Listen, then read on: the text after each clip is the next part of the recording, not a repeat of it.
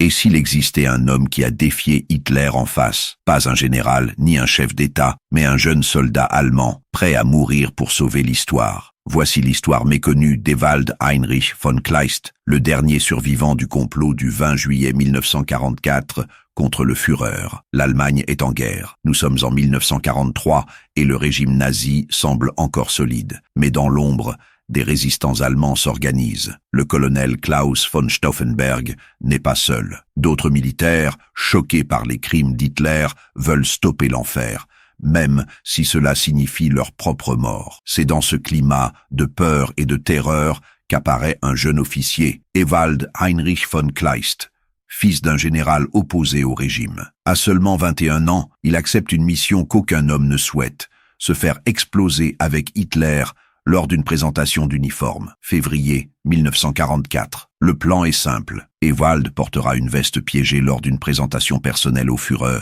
Il mourra, mais Hitler aussi. Mais au dernier moment, la réunion est annulée. Hitler ne viendra pas. Ewald aurait pu fuir, se cacher, mais non, il reste impliqué dans les cercles de résistance, notamment auprès de Stauffenberg, l'auteur de l'attentat du 20 juillet 1944. La bombe est placée. Hitler survit. Les représailles sont immédiates. Des centaines sont arrêtés, torturés, exécutés. Le père d'Ewald est pendu. Ewald lui-même est arrêté par la Gestapo, interrogé, mais contre toute attente, il survit. Aucun témoignage ne l'accuse directement. Il est relâché. Après la guerre, il ne devient ni politicien, ni héros de guerre. Il devient éditeur, penseur, et surtout organisateur de la conférence de Munich sur la sécurité, un événement majeur de diplomatie mondiale. Il refuse les honneurs, mais jusqu'à sa mort en 2013, il reste le dernier survivant du complot contre Hitler. Ewald Heinrich von Kleist n'était pas un assassin. Il était un homme qui a préféré la mort à la complicité. Un soldat de l'ombre, un héros oublié,